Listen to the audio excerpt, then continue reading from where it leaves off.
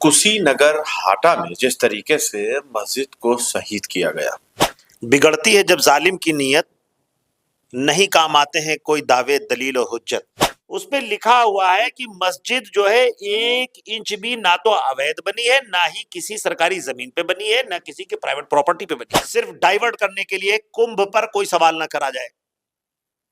कुंभ में हजारों हजार लोग मर गए, मतलब चारा जो है मुसलमानों को बनाया जा रहा है। तुरंत डाइवर्ट कर दीजिए आप मुद्दे को। इंसाफ जब दुनिया में कोई जब मानव नहीं करता है तो इंसाफ खुदा के यहां से होता है। और मुसलमान इल्लल्लाह मा साबरीन जो कुरान की आयत है उसको पढ़ करके सब्र करता है, लेकिन जो मजलूम की आह होती है वो बहुत भयानक होती है। सबसे बड़ी बात क्या है, इतना बड़ा मामला हो गया, भाई असदुद्दीन अवैसी खामोश बैठे हुए हैं। बिल्कुल एनालिसिस कर रहे होंगे, और एनालिसिस करने के बाद वो बंदा जब भी बोलेगा एकदम सच बात बोलेगा, हक की बात बोलेगा। मैं इस बात के लिए बिल्कुल अपने दिल को मुतमईन रखता हूं कि जब भी कोई मसले मसाइल होंगे देश के समाज के मामले में, चाहे दलित हो चाहे मुसलमान हो, और या देश का सही मुद्दा हो, चाहे गरीबी हो, बेरोजगारी हो, लिंचिंग हो, अगर कोई बोलेगा डंके की चोट पे तो असदुद्दीन ओवैसी बोलेंगे।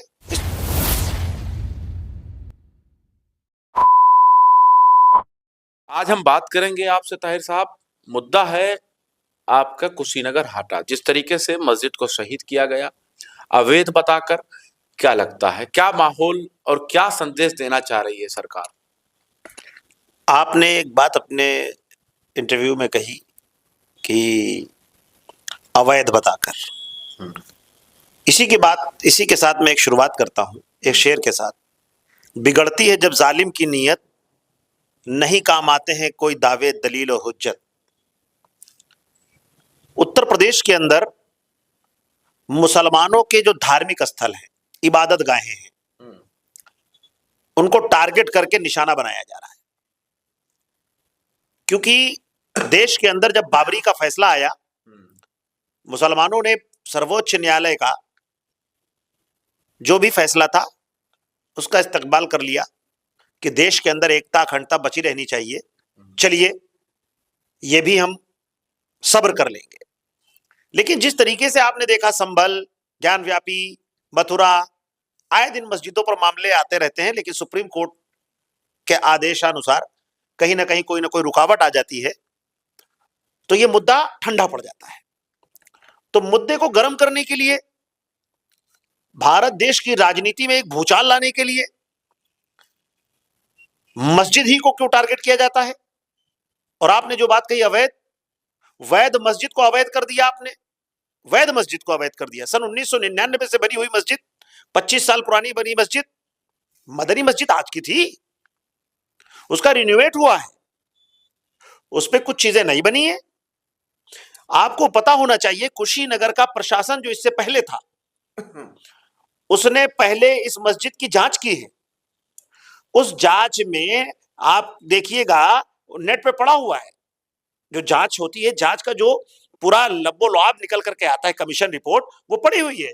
उस पे लिखा हुआ है कि मस्जिद जो है 1 इंच भी ना तो अवैध बनी है, ना ही किसी सरकारी जमीन पे बनी है, ना किसी के प्राइवेट प्रॉपर्टी पे बनी। इसके बावजूद बता रहे हैं कि अवैध है। इसके बावजूद होता क्या है कि 8 फरवरी तक उस पे स्टे था। हाई कोर्ट से जिस मामले में स्टे हो, अचानक उसका स्टे खत्म होता है और उस पे जो है दूसरी पार्टी कोई भी जवाब दाखिल नहीं करती है कोर्ट के अंदर, और कंप्लेनेंट ये कंप्लेन करता है जिसकी ना तो वहां आसपास जमीन है, ना ही तो वो प्रॉपर्टी का मालिक है, लेकिन वो कंप्लेनेंट है। अब वो किसी भी मानसिकता से ग्रस्त होगा, किसी पार्टी से, किसी संगठन से, और वो व्यक्ति जब कंप्लेन देता है उसमें तरह तरह के आरोप लगाता है। ये मस्जिद इतनी बड़ी आलीशान कैसे बन रही, इसका रुपया कहां से आया, इसकी जांच की जाए। आप हमें बताइए, इतने मंदिर बने हैं, मठ बने हैं, ये बताइए पब्लिक के पैसों से बनते, चंदे से बनते हैं, या इसको प्राइवेट किसी एक आदमी ने बनवाया होगा? चंदे से बनता है, ज्यादातर मंदिर मस्जिद जो है वो चंदे से बनता तो है। देश के अंदर कोई इसमें मोरंग दे रहा, सीमेंट दे रहा, कोई सरिया दे रहा, कोई बालू दे रहा है, कोई ईंटें दे रहा है, और आप इसको कहां से जोड़ रहे हैं? और उसके बाद प्रशासन एकदम अलर्ट मोड में आता है। 9 तारीख को, 10 तारीख को, आप 8 तारीख को बताया जा रहा है स्टे समाप्त हो गया था। स्टे समाप्त हो गया था, ऐसा नहीं है, उसको रिन्यू किया गया है। आप ये देखिए कि कोर्ट में अगले ने एप्लीकेशन दी है, समय नहीं दिया गया, मतलब हाँ आपका कहने का मतलब। हाँ, समय नहीं दिया गया। दूसरी चीज देखिए, नगर पालिका से उस मस्जिद का नक्शा पास है। आप ये बताइए, अगर सरकारी जमीन पे बना तो नक्शा क्यों पास हुआ? अगर सरकारी जमीन पे थी तो इससे पहले मस्जिद क्यों नहीं शहीद हुई?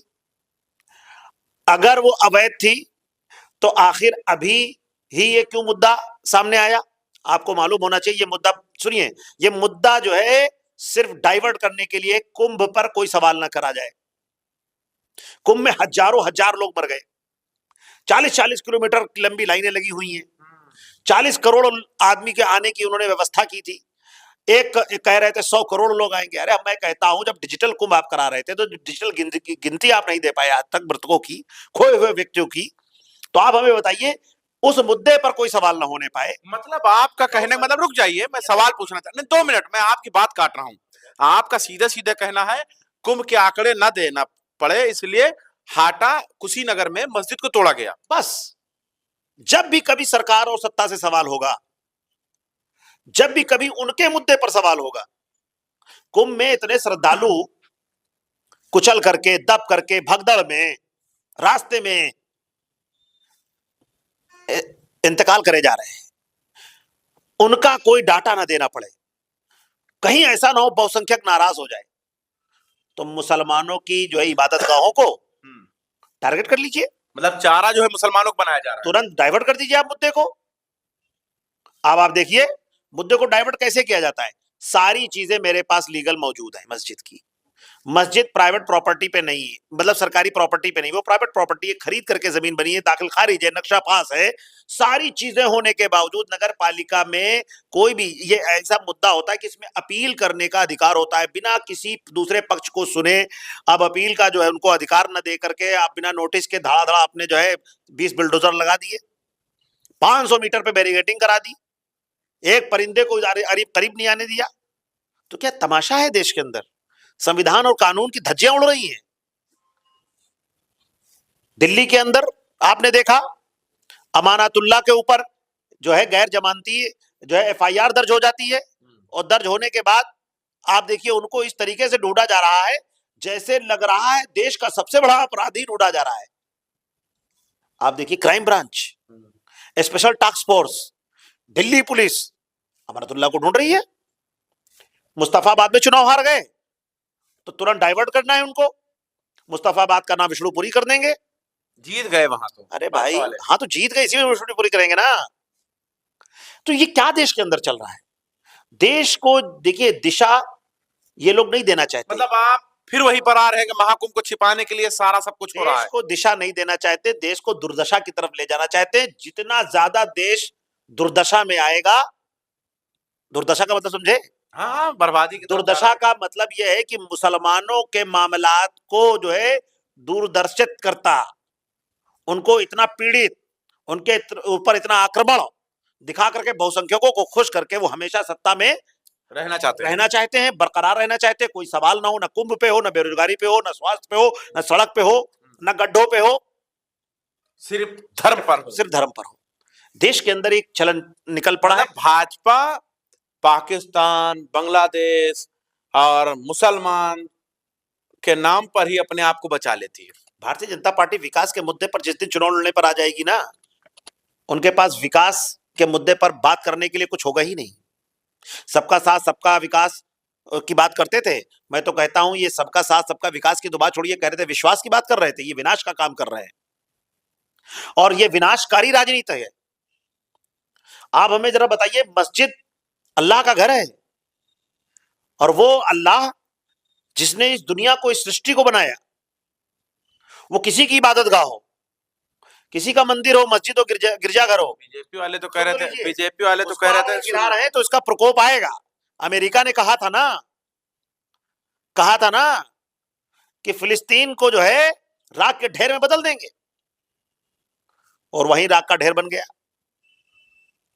बड़े बड़े लोगों के बंगले फूक गए। आप रखते हैं भारत के लिए। नहीं, इंसाफ जब दुनिया में कोई जब मानव नहीं करता है तो इंसाफ खुदा के यहां से होता है।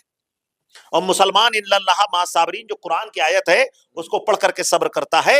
लेकिन जो मजलूम की आह होती है वो बहुत भयानक होती है। नरेंद्र मोदी और योगी आदित्यनाथ को इस बात को समझ लेना चाहिए कि देश का मुसलमान भी आपका जो है नागरिक है और इस देश का सच्चा निवासी है। यहाँ पर बाई चॉइस है, वो बाई चांस नहीं है।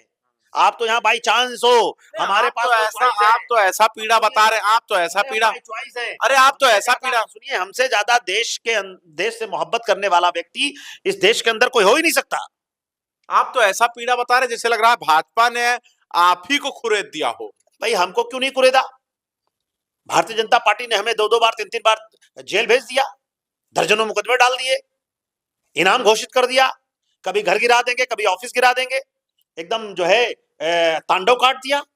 लेकिन देश के अंदर कानून है और जिस तरीके से अदालतों में भी इस तरीके के जो फैसले आने लगे हैं, ये सब सवालिया निशान पैदा कर रहे हैं।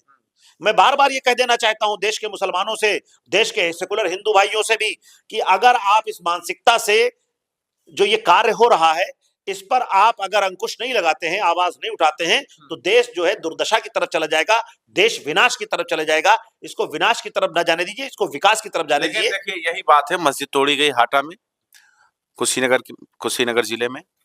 अखिलेश यादव आनंद फानंद तुरंत अपना प्रतिनिधिमंडल भेजा कि वहां जाइए, जानिए क्या हुआ है, क्यों तोड़ा गया, कैसे क्या है, तुरंत उसका रिपोर्ट मांग लिए।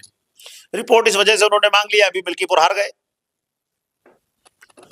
तो मुसलमानों के मसले पे मरहम लगाने के लिए पहुंचे हैं, और मरहम कैसा लगाते हैं? ये उस मरहम में नमक मिला होता है और जलन पैदा हो जाती है।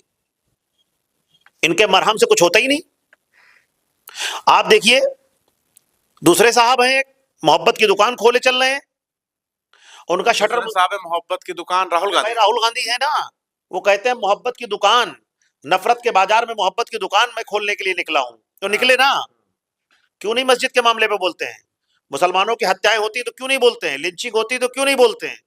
आखिर ऐसा कौन सी मोहब्बत की दुकान है? जब मुसलमानों के मसाइल आते हैं तो वो मोहब्बत की दुकान का शटर अपने आप से डाउन हो जाता है। आप तो ऐसा मतलब सिकवा गिला कर रहे हैं जैसे लग रहा है राहुल गांधी अखिलेश यादव ने आपका कुछ जोता हुआ खेत जो है वो बराबर कर दिया। जोता हुआ खेत नहीं, 18 से 20% मुसलमानों का वोट लेते हैं। सुनिए, मुसलमानों के वोट पे राजनीति करते हैं, हमेशा उन वोटों को अपने जो है बपौती समझते हैं।